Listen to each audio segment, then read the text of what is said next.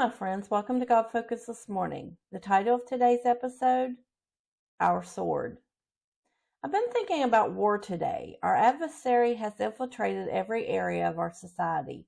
He is trying to destroy the very fabric of our lives. The things that pass for entertainment today are simply demonic. Even children's movies are filled with evil things to program them to believe that it's okay. As I was thinking about the battle that's before us, I started thinking about the weapons of our warfare. 2 Corinthians 10:4, For the weapons of our warfare are not carnal, but mighty through God to the pulling down of strongholds. The world wars with natural weapons, but Christ is our King. He will fight our battles if we trust Him. We fight our battles in prayer and in worship. The best weapon we have against the enemy that we fight is the sword of the Spirit. Ephesians 6:10-19 explains the whole armor of God. Finally, my brethren, be strong in the Lord and in the power of His might. Put on the whole armor of God, that you may be able to stand against the wiles of the devil. For we wrestle not against flesh and blood, but against principalities, against powers, against rulers of darkness of this world, against spiritual wickedness in high places. Wherefore take unto you the whole armor of God, that you may be able to withstand in the evil day, and having done all, to stand. Stand therefore, having your loins girt about with truth, and having on the breastplate of righteousness, and your feet shod with the preparation of the gospel of peace. Above all, taking the shield of faith, wherewith ye shall be able to quench all the fiery darts of the wicked, and take the helmet of salvation and the sword of the Spirit, which is the word of God, praying always with all prayer and supplication in the Spirit, and watching thereunto with all perseverance and supplication for all saints.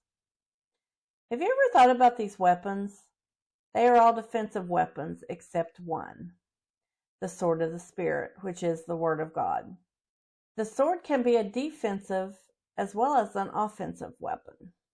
If someone comes at you on the battlefield with a sword, you can protect yourself with a shield or hold up a sword to deflect the attack. This is what Jesus did to Satan when he tried to get him to turn stones into bread after a 40-day fast. Jesus used the scriptures against him, quoting the word. Satan offered him a shortcut around the cross. Revelation says that Jesus will rule and reign on the earth. Satan offered him all the kingdoms if he would bow down and worship him. That would have bypassed the cross, and no one would have had power over the enemy. Because Jesus was victorious, we are victorious also.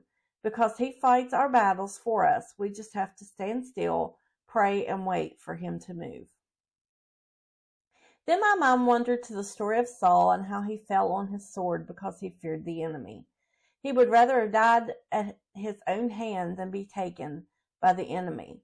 We should never fear our enemy. He was defeated by Jesus over 2,000 years ago. But I do believe that we need to take the sword and study it. Any good soldier knows how to use his weapon. We need to fall on our sword, so to speak, and allow it to kill everything that is in us that is not of God. Hebrews 4:12, For the word of God is quick and powerful and sharper than any two-edged sword, piercing even to the dividing asunder of soul and spirit, and of the joints and marrow, and is a discerner of the thoughts and intents of the heart. We cannot hide anything from God. He knows the thoughts and intents of our heart better than we do. The Word will bring to light the things that are in our flesh that we need to get rid of from our lives. There's a phrase, the best defense is a good offense. I always heard it applied to football or basketball. But in fact, the notion that the best defense is a good offense originates not from sports, but rather has been attributed to George Washington, who wrote, Make them believe that offensive operations oftentimes is the surest, if not the only means of defense. In other words, we should not be sitting around in fear waiting for the enemy to attack so we can defend ourselves. We need to take the word of God and storm the enemy's camp. We have to be proactive about our faith walk. We have to come boldly to the throne and make our requests known to God. We can take the sword of the Spirit and storm the enemy's camp. We can take back what he has stolen from us, just like David and his men did at Ziklag. Be alert, be vigilant, be prepared for battle. Study your sword. Know your sword front to back, back to front. It will give you what you need to stand.